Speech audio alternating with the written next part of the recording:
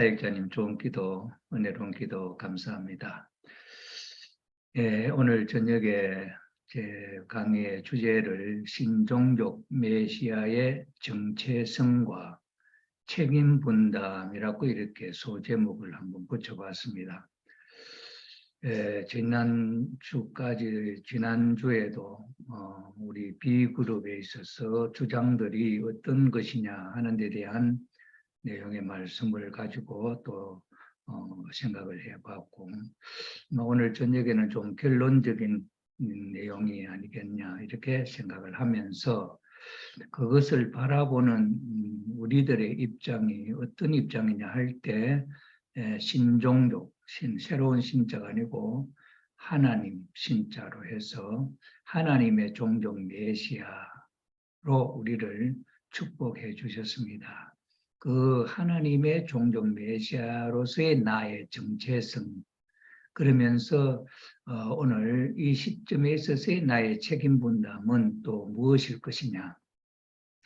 나의 책임 분담이라고 하는 관점에서 이 그룹에서 하는 이야기들을 정리해 보아야 우리 스스로가 주체적 입장에 있어서 어떻게 그 말씀들을 대해야 할 것이냐 하는 데 대한 관을 세우지 않나 이렇게 생각이 되어집니다. 그리고 요즘 어머님 말씀은 이제 종교의 각 열차를 아니면 비행기를 아니면 차를 타고 이제 종점에 도착했다. 종교의 종점에 도착했다 하는 말씀을 어머님이 하셨습니다. 이 말씀은 또 축복의 말씀이 아닐 수가 없지요. 도 닦는 사람들이 가야 할 종점이 어디냐? 참 그건 애매하지요. 불교에서는 니르바해서 열반이라 하는 말로 표현을 하고, 기독교에서는 낙원 또는 천국을 이야기하고, 불교에서 극락, 또 다른 또 종교 유교에서는 참된 세계겠지. 정도령이 다스리는 나라. 그런 어떤 목표점이 있겠죠. 그 목표점에 공통적으로 그 목표점에 도달했다. 그럼 그 목표점에 도달했을 때 취해야 할 성격들로서 어떤 자세를 취해야 하느냐 할 때에 목표점에 도달한 자리에 있어서는 참 부모님을 만나서 함께 사는 중생 구원, 부활을 통해서 함께 사는 시대가 열려 나가게 되지요. 그렇기 때문에 참 부모님께서는 이 세상 인류에게 참 부모님이 오셨다 하는 것을 알려라. 참 부모님이 뭐하는 분이시고 참 부모님을 왜 만나야 하느냐 하는 데 대한 문제점까지도 풀어야 할 그런 입장이 있어서 중요한 내용이 아닐 수가 없습니다.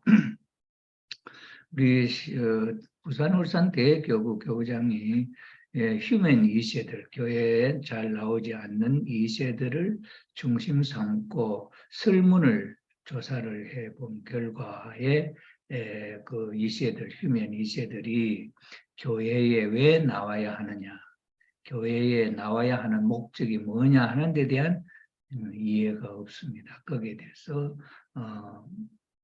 이유를 느끼지 못하기 때문이고, 또 종교가 왜 필요하냐라든지 이런 근본적으로 이 신앙에 대한 문제가 이해가 부족하다 하는 것을 말씀을 드릴 수 있다고 한다면은, 내적으로는 우리 가정연합에 소속된 모든 휴면 식구나 우리 식구님들 그 자신의 신앙적 정체성의 문제가 아직도 확립되어 있지 않다 하는 것이지요. 이스라엘 유대민족은 로마 기독교 왕국 시대에 지나면서 그 전에 많은 순교의 길을 가면서도 그 신앙을 택해서 기쁘게 노래를 부르며 순교의 길을 갔던 그 초대 유대교, 이스라엘 유대 민족의 그 신앙적 바탕은 무엇이냐 할 때 그 이스라엘 유대 민족으로서 이스라엘이라고 하는 그 정체성이 확실하지요. 그러면서 메시아 왕이 오신다고 하는 그 오시면은 죽어도 살아나고 하는 그런 소망이 아주 강하게 있었기 때문에 죽음도 불사하고 죽음이 그들의 길을 신앙의 길을 막지 못했지요. 그런 입장에서 볼 때 오늘날 우리 가정연합에 있어서는 그런 순교의 고통을 거치지 않고 천국이 열렸습니다. 그런 입장에 있어서 천국이 나한테 무엇이 필요하냐, 천국의 의미가 뭐냐, 이런 문제를 놓고도 필요하죠.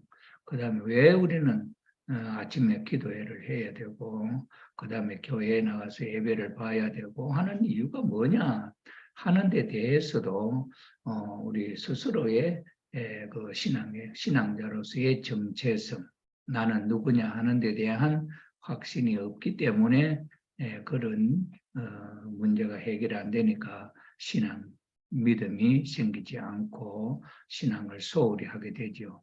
세상적으로, 사회적으로 살아가는 그 삶에 거기에 어떤 낙이, 희망이, 거기에 어떤 행복감이 있느냐 하는 문제를 놓고 봐도 깊이 생각을 해보면은 그 삶에 얼마나 위험성이 있느냐 하는 문제를 우리는 짐작할 수 있는데, 그러나 생각해 보지 못하면은 현실에 우리 대한민국이라고 하는 이 나라가 1965년, 70년대에 있어서는 보릿고개를 해서 굉장히 세계적으로 정말 못 사는 나라에 속하던 나라가 3, 40년, 한 4, 50년이라고 하는 세월이 지나면서 세계의 10등 안에 들어가는 경제대국이고 부유한 나라로, 그런 나라로 발전한 오늘의 이 시점에서 그 과거를 모르는 요즘 젊은 세대는 현재를 구가하면서 살아갑니다. 그러나 1950년 6.25 전쟁이 일어나고 그 참 민족 그 전쟁의 그 참 잔악상이라 할까, 참 참 불행한 그 모습들을 안다고 하면은 생각 없이 살 수가 없지요. 우리가 공산주의로부터 분명히 이겨서 자유민주주의 세계에서 평화를 구가할 수 있는 그 나라를 생각하지 않을 수 없는 그런 입장인데, 그런 깊이 생각해 보지 못하고 현실에 만족하면서 사는 사람들에게는 신앙이 왜 필요한지 이런 데에 대한 의문이 그들의 삶에 있어서 중요한 위치를 차지하지 못하고 있다고 하는 현실을 우리가 발견할 수가 있죠. 이런 면에 있어서 오늘 우리 스스로의 신종종 메시아라고 하는, 참부모님 우리에게 축복해 주신 신종종 메시아라고 하는 그 메시아의 정체성이 뭐냐 하는 문제, 그러면 그 신종종 메시아의 책임은 또 무엇이냐 하는 문제를 우리가 확실히 이해하는 것이 마지막 종점에 도달한 우리들로서 생각해 봐야 할 입장이 있고, 또 그런 종점에 도달한 시기에 되어 있기 때문에 이제 모든 종교들끼리 서로 통할 수 있는, 서로 어떤 공통 분모를 발견할 수 있고 이야기가 열릴 수 있는 그런 시대에 살고 있다고 하는 사실도 또한 사실입니다. 그런 입장에서 볼 때 우리 종교인이나 피스 매니저들로서 특별히 또 기독교의 지도자들과 관계를 맺고 있다든지, 아니면 불교의 지도자들과 또 관계를 맺고 있다든지 하는 우리 피스 매니저들의 입장은 정말 이제 수학기, 추수기가 되었다. 그래서 부지런한 추수꾼은 많은 수확을 할 수 있을 것이고, 게으른 추수꾼은 그에 따라서 추수를 못하게 되겠지요. 오늘 이 자리에 참석하신 우리 피스 매니저, 오늘 지금 현재로서는 19분이 여기에 참여하고 있습니다만은 이분들이 정말 깨어서 주님과 함께, 참부모님과 함께 하신다고 한다면은 마지막 천일국 시대에 우리가 거두어 드릴 수 있는 많은 수확의 소출이 있을 것이다. 저는 그렇게 생각을 합니다. 그런 면에 있어서 오늘날 우리들에게 부닥치게 되는 문제가, 이 비그룹 문제는 큰 하나의 시련으로 다가오고 있죠. 그러나 그것이 내 자신의 정체성을 확립시켜주는 중요한 하나의 계기가 된다고 하는 것을 우리가 생각해 볼 수가 있겠습니다. 예, 서론이 좀 길었습니다만은 오늘의 말씀은 이런 차원에서 한번 생각을 해보려고 합니다. 지금까지 탄간복귀 승리 역사 시대에 있어서 나타났던 중심 인물들의 있어서의 그 책임 분담은 어떤 것이었느냐 하는 것과 더불어서 오늘 신종적 메시아로서의 나는 하는 관점에서 한번 생각을 해보려고 합니다. 뭐 자세하게 언급은 할 수 없지만은 크게 나타나는 내용을 중심 삼고 우리가 본다고 한다면은 아담 가정에 있어서의 참 책임 분담이라고 하는 것은 인간 조상 가정으로서 참 하나님과 일체가 되어야 하는 그 과정의 성장 기간의 절대성 자아주가 완성이라고 하는 것을 완성하는 거죠. 그건 뭐냐 하니까 선악과를 따먹지 말라 하는 내용이죠. 그걸 따먹지 말라 하는 말씀을 책임 분담으로 지켜서 완성했으면은 하나님을 중심 삼고 아담과 해와가 결혼을 하게 되지요. 그 결혼하는 그 결혼식은 누가 주례가 되느냐? 하나님이 주례가 되시고 누가 축복을 하느냐? 하나님이 축복을 하시지요. 그러면서 그 아담 해와의 실체 속에 하나님이 함께 참여를 하시고 그 아담 해와의 몸 속에 들어가셔서 아담 해와의 결혼식은 그 축복식은 그 첫날 밤은 하나님께서 함께하는 그런 결혼식이고 그날 사랑의 시간이 되겠죠. 그럼 그 사랑을 통해서 생겨나는 자녀들은 하나님의 자녀, 원래 하나님이 이상하셨던 창조 본연의 이상세계를 출발시키는 자녀들이 태어나게 되는 것이지요. 그런 내용이 있었습니다만은 아담 해와가 책임 분담을 하지 못함으로 말미암아 타락하게 되었다. 어제 아담 가정에 있어서의 정말 씻을 수 없는 실수의 내용이었다 이거죠. 그러므로 말미암아 이 인류는 사탄의 후손이 되게 되었고 자녀들이 되게 되었고 지옥의 고통의 삶을 허락하게 된 그런 상황이지 않습니까? 그런 입장에 있었는데 이제는 탄간복귀 섭리를 그 시조 과정에서부터 시작을 하시는 것이죠. 그래서 아담은 심정적으로 타락한 장본인이기 때문에 하나님의 심정이 너무너무 상해서 아담 해와를 직접적으로 상대할 수가 없어서 아담 가정을 대신해서 가인 아벨을 자녀를 불러서 세웠지 않습니까? 왜 두 아들이냐? 가인, 아벨 한 사람이면 되는데 왜 두 사람이냐? 가인, 아벨을 보는 우리의 눈은 두 사람이지만은 하나님이 보실 때 있어서는 아담을 대신한 입장. 가인은 아담의 반쪽이, 아벨도 가인의 반쪽, 아담의 반쪽이다. 이런 관점으로 하나님이 가인, 아벨을 세웠습니다. 그래서 하나님이 아담을 직접적으로 상대할 수 없는 아담을 대신하여 가인, 아벨은 그 아담을 대신하는 입장이었죠. 그래서 그 가인, 아벨로 하나님은 분립을 하시는 걸 보여주었죠. 그래서 그 분립이 목적이 아니고 그 분립된 가인, 아벨이 하나님 앞에 제사를 지냈지 않습니까? 그 제사를 지내는 것까지는 원리적으로 하나님이 받고 안 받고는 그건 하나님의 관점으로 주관의 일이죠. 그런데 그 다음에 중요한 것이 뭐냐 하니까 가인 아벨을 통해서 아담 가정이 잃어버린 것을 복귀하려고 하는 섭리가 있지 않습니까?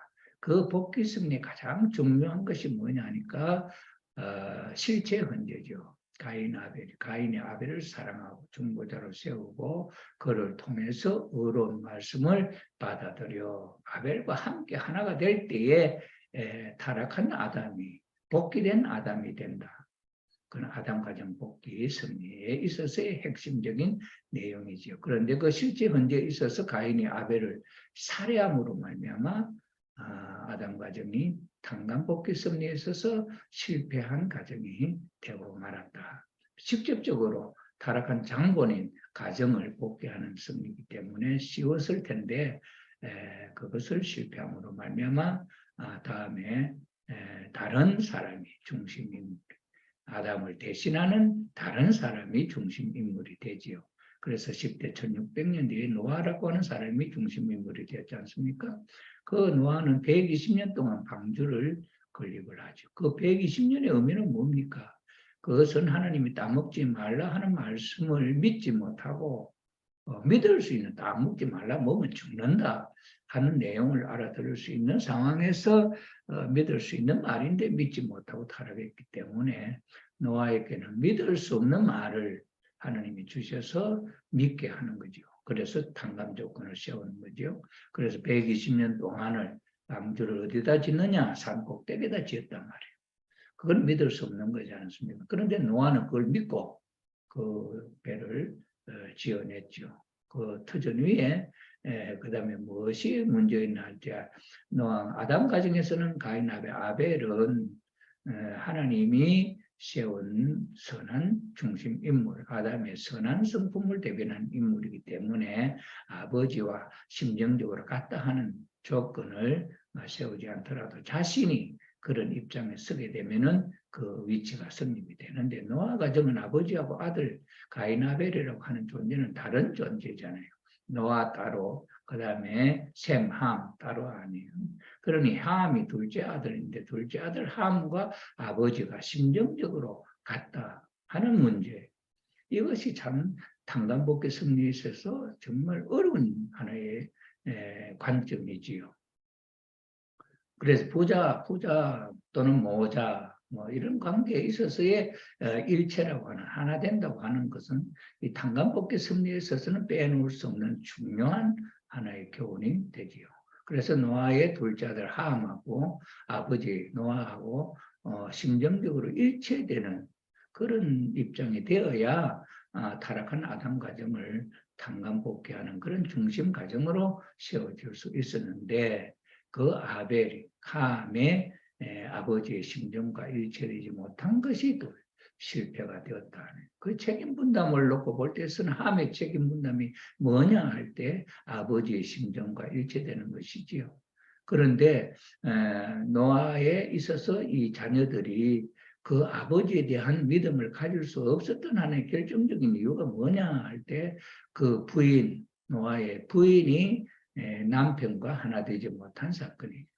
그 노아의 일을 이해하지 못하고 비방하고 참소하고 뭐 그런 항상 뭐 다투는 입장에 있었을 때 그 자녀들은 아버지보다도 어머니를 따르는 그런 경향이 많지 않겠습니까? 그래서 자녀들은 아버지 일을 도와주지도 않고 그렇게 어머니와 함께 있었던 관계이기 때문에 아버지의 마음을 이해할 수가 없었겠죠.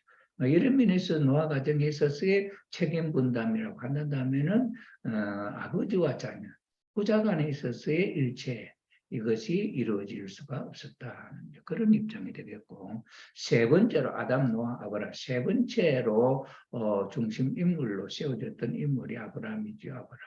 아브라함은 하나님 앞에 비둘기 양 암소의 세 가지 제물을 하나를 바치는데 이것은 어떤 의미가 있냐? 천주를 복귀하는 사탄에게 잃어버렸던 천주를 탕감복귀하는 그런 입장에 있어서 상징적 헌재가 되었다 그랬지 않습니까? 그런데 비둘기를 쪼개지 아니함으로 말미암아 분립, 가인 아벨 분립을 선악으로 분립해야 할 제물이 분립되지 않았기 때문에 이게 실수가 됐죠. 그러니 더 큰 탕감 조건으로 그 아들 이삭을 100살 만에나 얻은 아들을 실제로 번제로서 하나님 앞에 드리게 해서 천주를 복게 하는 조건을 세우는 그런 입장이 됐죠. 그래 아브라함이 아들을 번제하는 데 성공함으로 말미암아서 아브라함의 사명이 이삭에게 연결되지 않았습니다. 그래서 이삭을 중심 삼고 이루어져야 할 또 내용이 연결되겠죠. 그러나 아브라함에 있어서 아브라함 가정은 뭘 탕감하느냐? 아담 가정을 탕감복귀 하는 입장에 있었기 때문에 그 아담 가정에서 해와가 타락함으로 말미암아 타락한 해와가 또 아담을 보여서 타락시켜서 아담 가정은 타락하게 됐죠.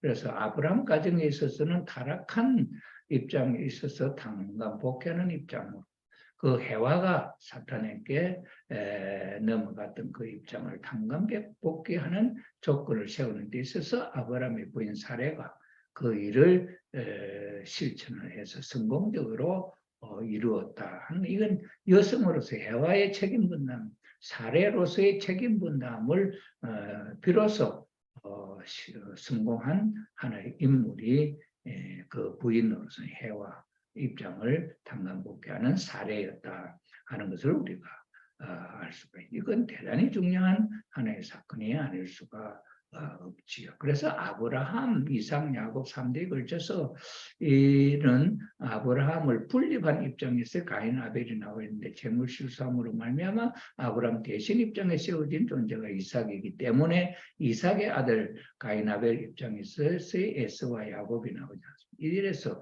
아브라함, 이삭, 야곱은 내용적으로 볼 때 있어서는 일체다. 그래서 아브라함의 하나님, 이삭의 하나님, 야곱의 하나님이라고 하는 이름이 그렇게 해서 나올 수가 있게 된다는 거죠.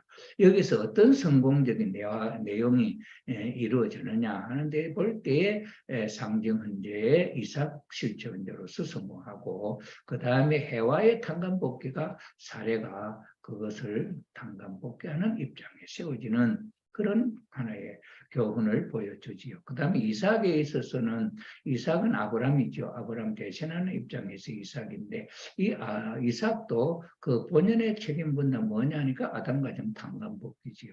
그래 아담 가정에서 잃어버렸던 내용을 또 찾아 세우는 것이지요. 그런 면에 있어서 이삭의 아들 에서와 야곱이 실제 헌재에 있어서 성공하는 그런 입장에 대해서 가인이 아벨을 살해한 것을 탄감복귀하는 그런 책임 분담이 이루어졌다. 그래서 이삭도 아버지와 신앙적으로 일체가 되었고, 그 다음에 그 이삭과 에서와 야곱이 일체가 되어가지고 에서를 굴복시켜서 원년의 아담의 가치를 회복하는 그런 조건을 세운 중요한 인물이 이삭 가정에서 에서와 야곱까지 연결되었다 하고, 그래서 그 아브라함이 이스라엘 유대 민족의 선민의 뿌리가 되었던 사실을 우리가 알 수가 있고, 그 다음에 이삭의 부인이 리브가죠. 리브가는 또 이제 해와를 탄감복귀하는 섭리에 있어서 어떤 책임 분담을 했느냐 하니까 해와는 가인, 아벨이 형님한테 맞아 죽을 수 있는 그런 환경이 있었는데도 간섭을 하지 않아서 맞아 죽었는데, 이삭의 부인 리브가는 그 야곱의 축복, 형으로부터 에서로부터 복귀한 장자권을 남편으로부터 직접 축도를 받을 수 있도록 협조를 한 사람이 리브가지 않습니까? 그래서 모자 협조로서 해와가 타락했던 것이 가인이 아벨을 살해함으로써 모자가 악의 결실을 맺었던 것을 이삭 가정에 있어서는 리브가와 야곱이 모자 협조를 해서 장자권 복귀를 할 수 있는 성리적인 책임 분담을 완수한 하나의 내용을 우리가 여기서 볼 수가 있습니다. 그 다음에 이제 야곱에 있어서도 야곱은 누구냐 하는 게 아브라함이죠. 그런데 아브라함 가정을, 아담 가정을 탄감복귀하는 중심 인물로 세워진 야곱이지요. 그래서 아담 가정의 탄감복귀인데 여기서는 뭘 했느냐 하니까 아담이 타락함으로 말미암아 하나님의 축복을 사탄에게 모두 넘겨줘 버렸지 않습니까? 그런데 그 사탄에게 넘겨준 장자권 아담의 자리를 탄감복귀하는 입장에 세워지게 되죠. 그래서 장자권 복귀와 만물 복귀, 자녀 복귀의 형태를 갖추어서 에서와 야곱이 상봉하면서 이루어진 아담 가정에서 잃어버렸던 것을 총체적으로 탄감복귀한 아브라함 가정이었다 하는 사실을 우리는 볼 수가 있습니다. 여기서 이제 책임 분담의 입장을 놓고 볼 때 야곱의 책임 분담도 충분하게 정말 자기의 모든 21년 동안 고생해서 벌어모았던 재물을 형 예서에게 주고 그 예서로부터 사랑의 축복을 받는 자리를 지혜롭게 잘 세운 그 하나의 교훈을 우리가 볼 수가 있겠습니다. 여기까지는 하나의 탄감복귀 섭리에 있어서 원리가 제시하는 모든 내용의 정답이 거기에 있기 때문에 우리는 그대로 수용을 하고 있습니다. 근데 모세에 와서 볼 때에 우리가 좀 다르게 생각해 봐야 할 내용이 있습니다. 이 모세는 하나님이 이스라엘 유대 민족을 가나안으로 인도하기 위한 중심 인물로 세워졌던 한 인물이지 않습니까? 그래서 1차 승리는 실패를 했지만 2차 승리에 있어서 미디안 광야에서 40년 동안 준비한 터전 위에 시내산에서 하나님을 만나서 이스라엘 민족을 이끌고 애굽을 떠나 가나안으로 가라고 하는 그 사명을 받게 되지요. 그럴 때 모세는 처음에는 못 간다고 못한다고 했지만은 하나님의 축복으로 여러 가지 도와주심을 주게 될 때 가겠다고 약속을 하게 되죠. 그리고 가겠다고 약속한 그 모세가 출발을 하려고 할 때에 하나님이 모세를 죽이려고 했다는 사건이 생기지 않습니까?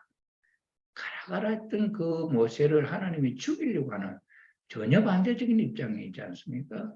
이렇게 되게 될 때 참 그 부인 시보라가 아들 게르솜을 할례를 함으로 말미암아 피해 남편이라 이래서 모세가 살아났지요.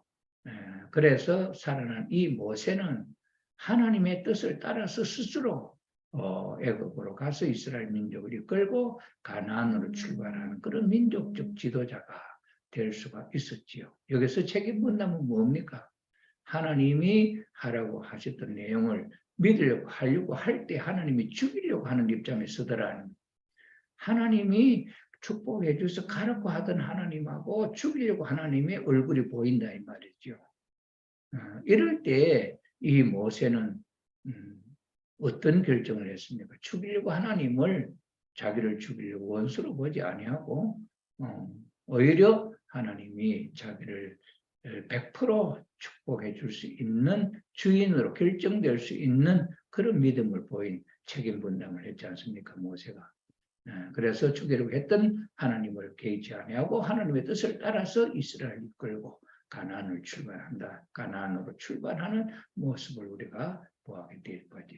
그건 누가 하느냐? 스스로 결정하죠. 모세 스스로.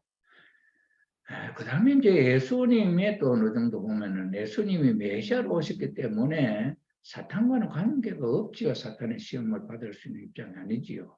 그 앞에 누가 중심 인물로서 사명하냐? 세리요한이었죠. 세리요한이 참 그 큰 믿음과 그런 터전은 메시아를 맞이할 수 있는 엘리야로서의 충분한 자격을 갖췄지 않습니까? 그런데 그 엘리야 자신이 예수님 메시아를 모셔야 할 입장으로서의 자신을 몰랐지요. 그러므로 말미암아 예수님 앞에 믿음의 기대를 쌓는 중심 인물로서의 자리를 잃어버리게 되지 않습니까? 그러니 메시아는 그 터전 위에 서야 되는데 그것이 없어지니까 예수님은 메시아의 자리에서 어디로 내려옵니까? 타락한 인간 세리요한의 자리로 내려오지 않습니까? 그것은 분명하지요. 그런 자리를 예수님이 취할 때에 사탄이가 한 것은 뭡니까? 예수님을 광야로 끌고 나 40일 금식을 하게 하지 않습니까? 근데 예수님과 40일 금식은 원래 입장에서는 아무 관계가 없는 거죠. 그런데 세리요한이 책임다하지 못할 때 예수님이 인간 세리요한에 대신하는 자리에 내려오게 될 때에 그 중심, 예수를 주관하는 중심의 자리에 누가 섰느냐? 사탄이가 섰단 말이죠. 그 사탄이가 자기를 주관하는 그 입장을 용납하게 되죠, 예수님. 그래서 40일 금식을 하고 그 다음에 시험을 받지 않습니까? 광야에서 돌로서 떡을 만들어 먹으라. 그 다음에 성전에 세워놓고 뛰어내리라고. 산꼭대기에 세워놓고 경비하라고.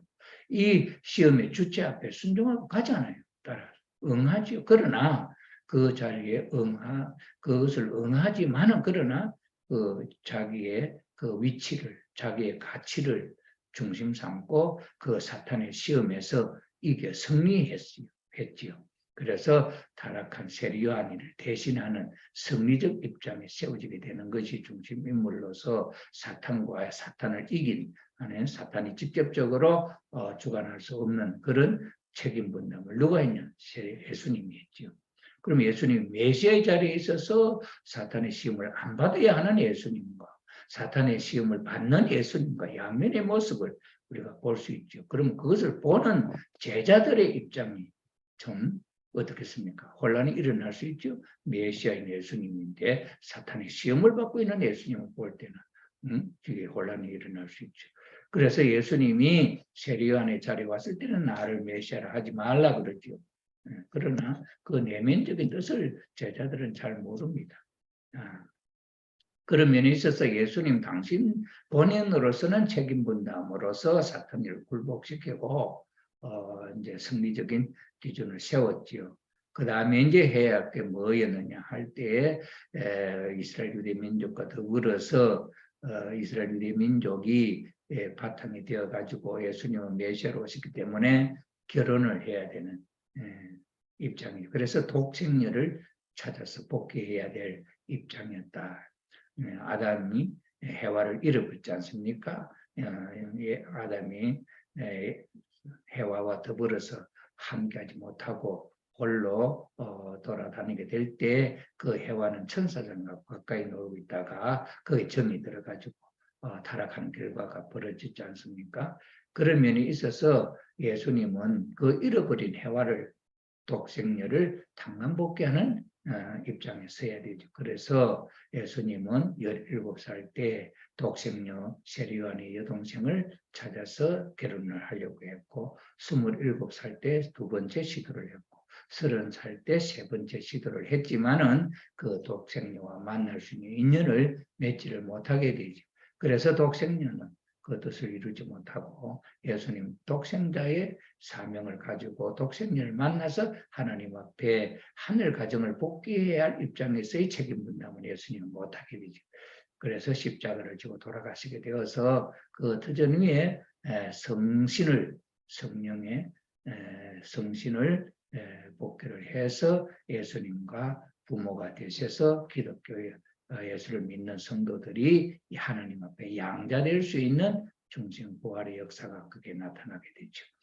이때 그 예수님은 그렇게 해서 성공적인 십자가를 지면서까지 하나의 성공적인 터전을 책임 분담을 했습니다만은 그 앞에 제자들은 예수님의 그 양면 예언에 대한 그 말씀을 대하는 책임 분담은 뭐냐 할 때 만왕의 왕으로 오신 예수님을 또는 고난의 왕으로 오신 예수님을 어떤 책임으로 어떻게 결과를 맺게 하느냐 하는 것이 제자들의 책임이었는데 세리요한을 위시해서 이스라엘 유대 민족이 긍정적 면에 있어서 예수님을 믿지 못함으로 말미암아 흩어졌던 제자들을 다시 불러 모아서 십자가에 돌아가신 예수님을 부활한 예수님을 믿음으로 기독교의 문을 열게 된 제자들이었죠. 그런 면에서 볼 때 예수님에 대한 양면의 예언은 누구 때문에 이렇게 양면으로 주실 수밖에 없느냐 할 때 제자들 때문에 그랬다 하는 것이었죠. 모세를 죽이려고 하는 것도 하나님 때문이 아니고 모세 때문에 모세가 스스로 자기가 결정을 해서 했다고 하는 그런 조건을 세우기 위한 내용이었다 하는 것을 우리가 교훈적으로 볼 수 있죠.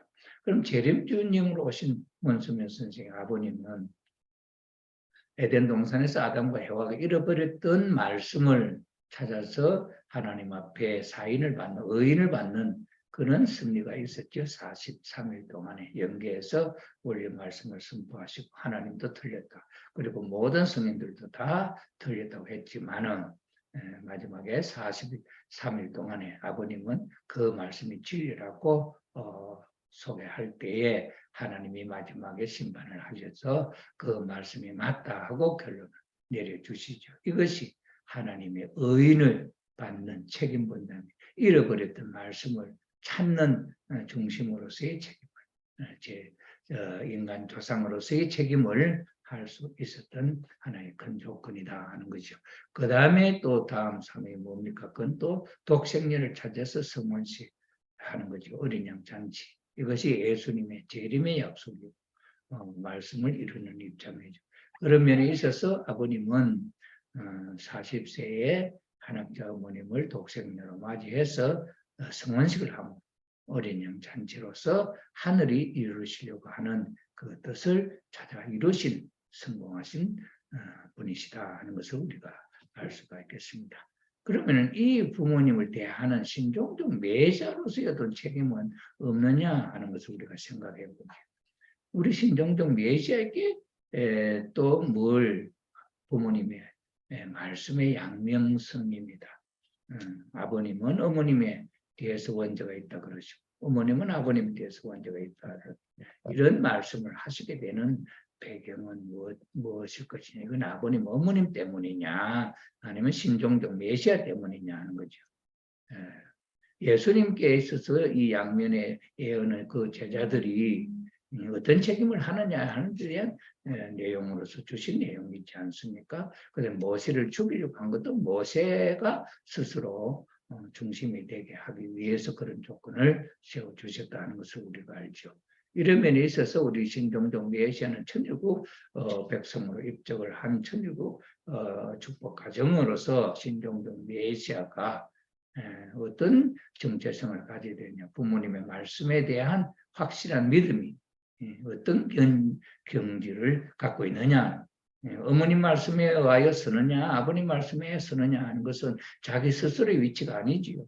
그건 어머님 대신 입장이고 아버님 대신 입장에, 아버님이 하신 말씀을 대언하는, 그것을 믿고 따라가는 입장이고, 어머님이 하시는 말씀을 믿고 따라가는 입장이에요. 그건 자기 자신의 위치가 아니잖아요.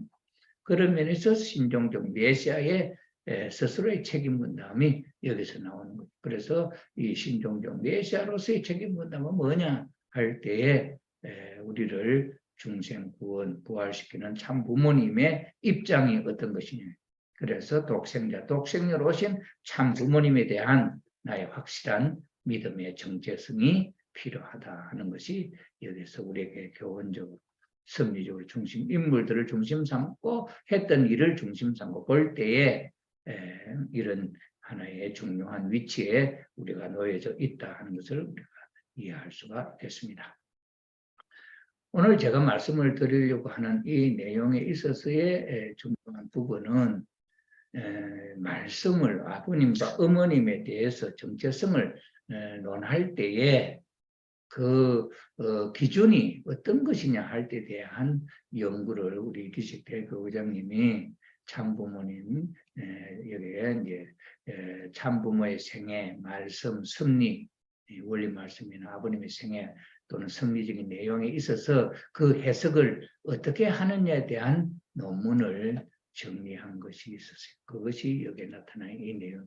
이 내용을 중심 삼고 제가 지난번 시간도 마찬가지고 오늘 저녁에도 소개를 해드리려고 하는 기준은 이러한 원칙을 중심 삼고 이 기준을 가지고 설명을 하려고 한다는 것이, 원리적인 관점, 당간복의 섭리적인 관점, 말씀, 실제 말씀을 중심 삼고 본체이신 참 부모님, 아버님, 어머님의 실제 그 내용을 중심 삼고 이런 것, 선포의 내용을 중심 삼고 이런 관점에서 참 부모님을 해석을 하고 참 부모님의 가치에 대해서 정의를 해야 된다고 하는 기준을 이렇게 하나 정해봤습니다. 아직까지 이것이 확실하게 선택된 것은 아니지만 연구한 내용의 일부분으로서 이러한 관점에서 제가 말씀드리는 제가 아버님, 어머님에 대해서 그리고 B그룹에서 말하는 그 이론에 대해서 반박하는 참을 소개하는 내용의 기준이 이런 것을 중심 삼고 되어지고 있다 하는 것을 말씀을 드리고자 합니다. 오늘에 있어서 가장 핵심적인 것은 아버님은 재림 주님으로서 원죄가 없이 하나님의 독생자로 오신 분이다 하는 배경은 이런 복귀, 탄감복귀 섭리의 혈통적 장자권 복귀의 이 섭리적인 배경이 예수님이 하나님의 독생자다고 하는 배경의 설명입니다. 이것이 원죄가 없이 예수님이 하나님의 독생자로 오셨다. 원죄는 왜 없어지느냐? 원죄라고 하는 것이 어떤 조건 또는 관계 속에서의 죄라고 하는 것은 이건 뭡니까? 법을 어기는 것 죄 아닙니까? 그래서 하나님의 법을 어기고 사탄이가 좋아하는 것을 한 것이 죄지요. 그럼 원죄라고 하는 것이 그런 관점에서 이루어졌다. 하나님의 첩법을 어기게 된 내용이다. 그것이죠. 그래서 그것이 뭐냐? 그것이 그 관계가 뭐냐 할 때 불륜의 사랑의 관계. 비법적인 것이지요. 그건 뭐예요? 종과 주인과의 관계 사랑. 이거는 불륜의 관계다. 이것이 죄라고 하는 법을 어기는, 하늘의 천법을 어기는 죄가 여기서 성립이 된 거죠. 종과 해와의 사랑. 이게 비법적이잖아요. 그것이 죄다 이 말이에요. 그것이 원죄다 이는 거죠.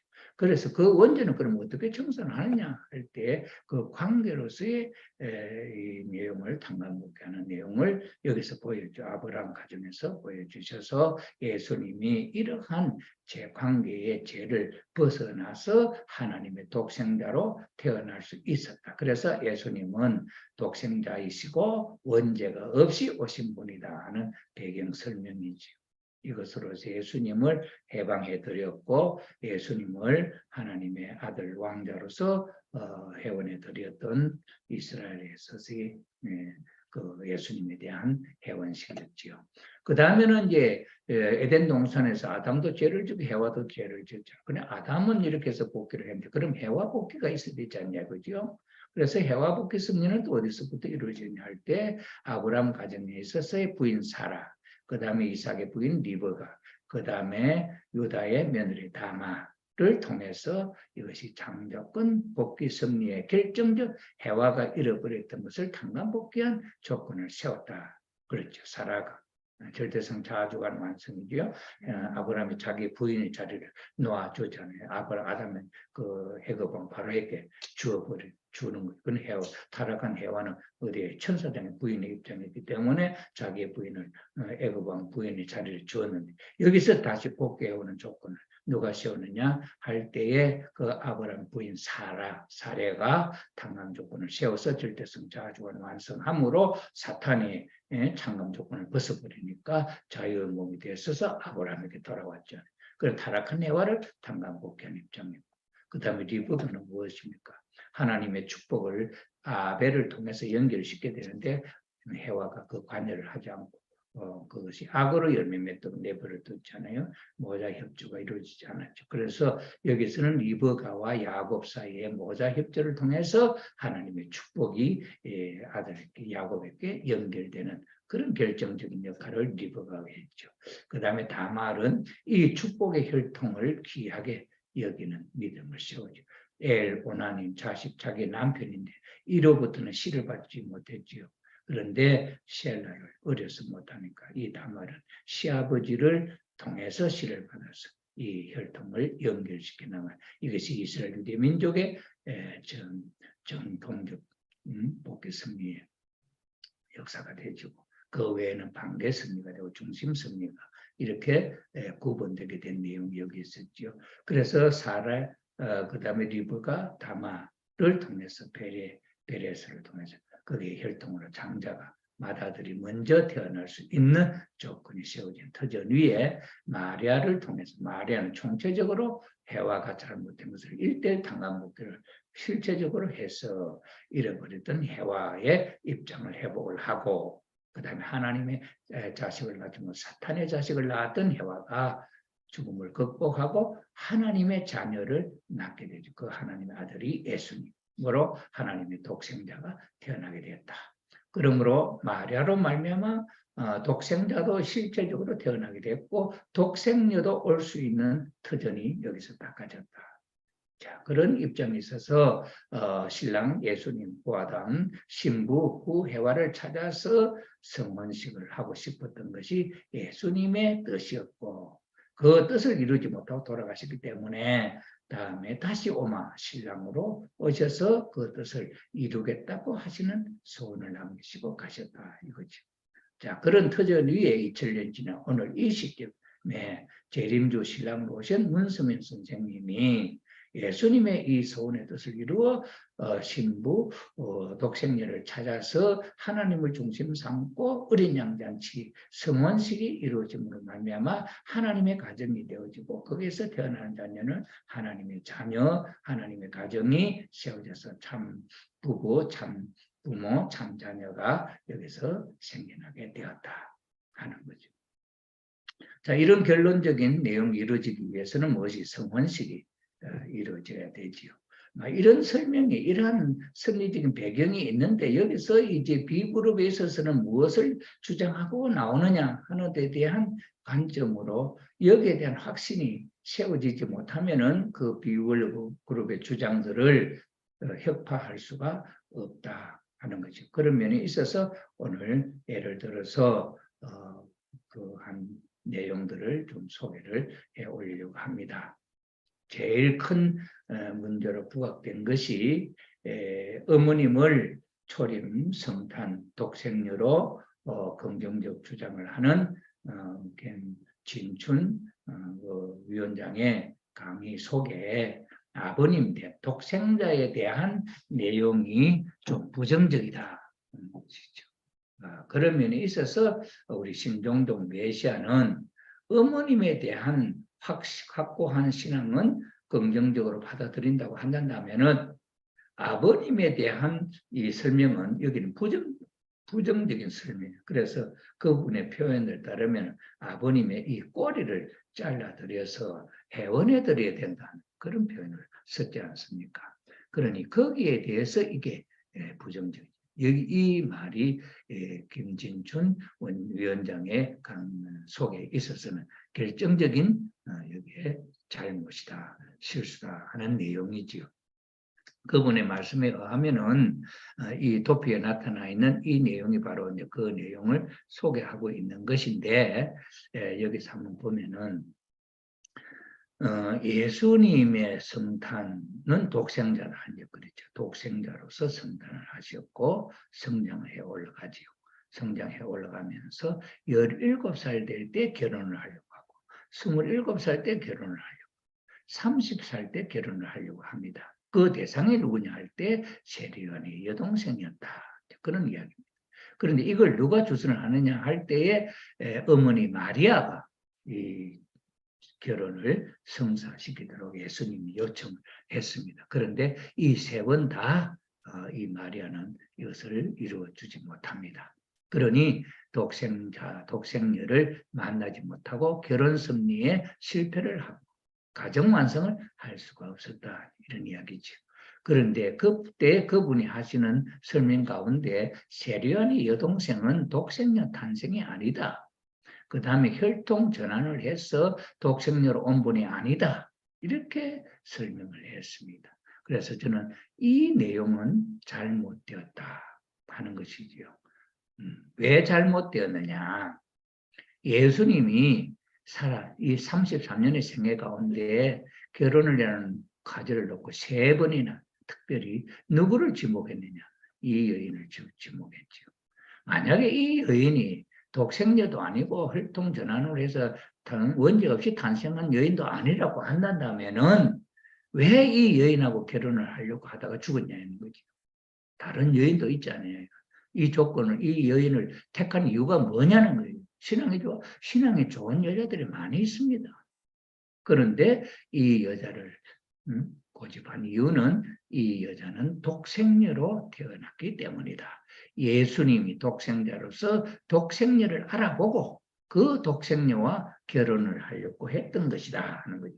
그렇기 때문에 그 배필로서 예수님이 독생자로서 원죄 없이 태어났다 한다면은 그의 배필될 수 있는 독생녀도 원죄 없이 태어날 수 있는 배경이 있어야 된다 하는 관점이 있으면은 그 세리요한의 여동생은 혈통복귀를 통해서 독생녀로서 원죄 없이 태어났다고 하는 설명을 할 수 있죠. 그런데 우리 김진춘 원장은 이 관점이 없다 이 말입니다. 그렇기 때문에 여기서 실수를 범했다 이거죠. 제가 조금 전에 독생녀 해와 복귀 섭리에 대한 탄간복귀 섭리에 대해서 소개를 했지요. 그것을 이해한다고 한다면은 독생녀 탄생은 이미 그때의 마리아의 성공적인 믿음으로 독생자를 낳을 수도 있고 그 다음에 독생녀도 태어날 수 있는 해와 탄간복귀가 100% 이루어졌기 때문에 하나님은 독생녀를 어느 때 필요한 데에다 심을 수 있는 씨를 복귀했다, 회복했다, 확보했다. 그래서 세리요한의 여동생으로 독생녀를 하나님이 예수님의 배필로 준비를 시켰단 말이에요.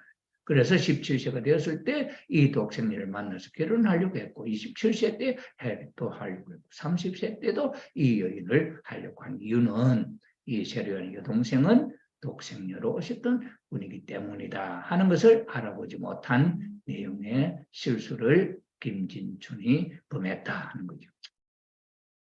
그 다음에 이제 우리 아버님에 대해서 우리 김진춘 위원장은 뭐라고 하느냐. 여기에서 아버님은 성탄이라고 이렇게 표현을 했습니다만 여기 보면 이 기둥의 색깔이 여기는 회색이죠. 여기는 빨간색으로 다 이렇게 표현하는데 이건 뭡니까? 이거는 확실하지 않다는 거죠.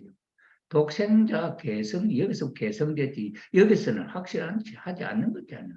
그 다음에 성혼식을 하기 전에 있었던 이 사건들은 죄가 있는 사건이다. 이렇게 규정을 하죠. 그래서 예수님이 아버님이 17살, 16살 때 예수님을 만나서 독생자를 계성을 하고 그 터전 위에 성혼식을 여기서 한다. 그래서 참부모 메시아 현은 어린 양 잔치를 여기는 어느 선입니까? 이는 완성선이죠. 소생계, 장성계, 완성계, 완성선 위에서 이것이 되어진다고 이렇게 표현하고 있죠. 그러면서 이제 아버님의 탄생은 재림으로서 예수님을 계성했다. 메시아 사명, 그 다음에 탄생 조건, 그 다음에 계성 완성 기준, 이것은 재림주로서 예수님의 그 성리적인 터전을 계성했다 이러죠. 그러니 탄생 조건이 필요 없다. 예수님처럼 마리아를 통해서 태어나는 그런 조건은 필요 없고 복귀 노정이 불필요하고 새 말씀 규명해서 선포하면 되고 원리적으로 성혼식을 준비해서 성혼식을 하면 된다. 그는 예수님 기반 위에서 출발하기 때문에 그렇다. 그러면 예수님 기반 위에서 출발하는 여기서부터 달라지는 것이지 이전의 것은 이거는 확실치 않지. 여기서 설명하는 이 부분은 성탄이냐 아니냐. 여기에 대해서 애매한 표현이다. 이것이 잘못된 크게 다른 주장들로부터 핍박을 받는 하나의 반대를 받는 요인이 여기서 제공을 했고 저한테 부정받는 이유는 이 독생녀 세례요한 여동생에 대한 이 설명이 틀렸다 하는 것은 저로부터 반대를 받는 입장이고 여기에 대해서 핍박을 받는 것은 우리 김영희 회장님을 중심 삼은 손대 박사 그룹에서 이걸 강력하게 비판을 하는 그런 입장에 있다 하는 것이죠. 이게 잘못됐다. 그럼 잘못된 뭐 잘못됐냐 설명을 해야 되는데 그게 부족하죠. 그 다음에 어머님의 탄생에 대해서 우리 김영희 회장님 측에서는 또 다른 설명을 한다 하는 것이 나타나고 있습니다. 보겠습니다. 여기서 이제 볼 때 예수님이 아버님 말씀입니다. 예수가 뭘 해야 되느냐 하면 신부를 찾아야 됩니다. 그게 무슨 말이에요? 신부가 뭐예요? 독생녀입니다. 독생녀를 찾아야 된다는 말입니다. 기독교 사상이 뭐냐? 독생자로 와가지고 예수님이 신부를 찾아 어린 양 잔치하자는 것이 기독교의 골자입니다. 말씀선집 79권에 있습니다. 그 다음에 어머니 말씀에 종교의 종점에 도착했습니다. 내려야 된다. 그런 이야기를 하시잖아요. 자, 거기서 어머니 말씀을 보겠습니다. 1971년도 말씀인데 여기 봅시다. 이게 아버님 말씀이네요. 마리아는 복귀된 천사입니다. 예수와 복귀된 해와가 하나 되는 노름을 해야 합니다. 그렇지 않겠어요? 천사와 천사장의 입장인 종들이 아담의 입장인 예수를 중심 삼고 해와의 입장인 딸을 창조했다면 그 딸은 타락하지 않은 하나님의 딸이 아니겠어요? 이게 타락하지 않은 하나님의 딸, 원죄가 없는 하나님의 딸이란 말이죠. 원칙적으로 그렇잖아요. 마리아와 요셉이 그 하나님의 딸과 이 독생녀와 예수를 축복해 줘야 된다. 이 아버님의 말씀이죠. 71년도에 하신 말씀 속에 예수님의 그 배필되는 독생녀에 대한 이야기를 이렇게 언급을 했습니다. 여기 직접적으로 여기 누굽니까? 여기 대상이 되는 하나님의 딸이 아니겠냐. 원칙적으로 그렇잖아요. 마리아와 요셉이 그 하나님의 딸 누굽니까? 세례요한 여동생과 예수를 축복해 줘야 된다. 그 이야기죠. 그 다음에 하나님의 독생자 예수님이 이 땅 위에 오셔서 만일 죽지 않았으면 어떻게 되었겠어요? 예수가 독생자를 하였으니 하나님은 그 앞에 독생녀도 보내셨을 것입니다. 59년도에 부장님, 욕심이었으면 네. PPT가 예. 계속 움직이지 않는 것 같습니다. 넘어가지 아, 않는 것 같습니다. 이 지금 예수님하고 이거 안 나와 있습니까? 안 나오고 있습니다. 지금은 어느 페이지? 어느 지금 페이지? 계속 참부모님의 세뇌 말씀 원리, 선리, 해석의 거기에 대존재. 있습니까? 예, 여기 있습니까? PPT가 여기에 있습니까? 예. 이 참부모님의 세뇌 말씀 원리, 선리, 해석의 여기 있어요? 계속 움직이지 않습니다. 하나요? 이거 안 나와요? 예, 바뀌지 않아요? 바뀌지 않습니다. 그래요? 왜 그렇지? 다시 한번 보겠습니다. 아이고야.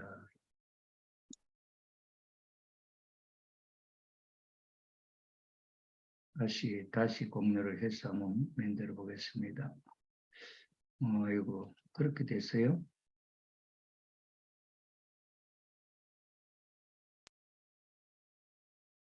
PPT 보입니까? 예, 이제 예, 보입니다. 예, 이거 조금 전에 설명한 거 이거는데, 여기서 그럼 조금 더 다시 그림을 보면서 조금 설명이 필요하니까, 여기 이제 지금 현재 우리 연합에서 이제 문제가 되고 있는 가장 이제 대표적으로 문제가 되고 있는 게 김진춘 위원장의 강의하고, 그다음에 그 강의를 받아서 이제 김진춘을 토한다 하는 김영희 회장님적 관점에 있어서의 문제가 무엇이냐 하는 데 대한 이제 내용을 우리 신종종 메시아로서 우리는 어떤 관점으로 이것을 보아야 할 것이냐 하는 데 대한 내용이 조금 전에 제가 말씀드린 대로 이게 지금 우리 이 내용 보이죠? 참부모님 생애 말씀이라는 PPT 예, 지금 움직였습니다. 보입니다. 예. 예. 이거는 우리 이기식 대교부장님이 이제 독생녀 문제를 말씀을 가지고 어떻게 내용을 규정을 하고 설명을 하느냐, 어떤 원칙을 가지고 설명을 하느냐 하는 데 대한 하나의 기준을 논문을 통해서 지금 준비를 하고 있습니다. 이게 아직도 발표는 안 됐습니다만은 저희들에게 보여주신 내용인데, 제가 이 관점을 가지고 지금 이 B그룹에 대해서 주장하는 내용들을 소개하는 하나의 입장이 되겠습니다. 그래서 지금 현재 이제 독생자 아버님과 독생녀 어머님이라 한다면은 그 독생녀가 되게 된 배경을, 그래서 독생자 복귀 섭리로 해서 예수님이 하나님의 독생자가 되게 된 혈통 복귀, 장자권 복귀에 대해서 제가 전에 말씀을 드렸고, 그 다음에 해와 독생녀에 대한 탄감 복귀는 부인들, 아브라함의 부인 사라, 이삭의 부인 리브가, 유다의 며느리 다말, 그 다음에 마리아와 요셉과 정혼한 마리아를 통해서 해와가 타락했던 모든 내용을 1:1 탄감복귀해서 총체적으로 마리아가 탄감복귀했기 때문에 마리아의 복중을 통해서 하나님의 독생자 아들이 태어날 수 있었고, 해와가 타락함으로 하나님의 자녀가 안 태어나고 사탄의 자녀가 태어났던 것을 탄감복귀한 입장이 마리아가 천사장 가브리엘의 뜻에 따라서 하나님의 아들을 낳는 섭리가 이루어졌다 하는 것이 이제 예수님이 하나님의 독생자로서의 이론적 배경이었고, 그 다음에 이제 독생녀를 탄감복귀한 섭리적인 배경이 어디 있느냐?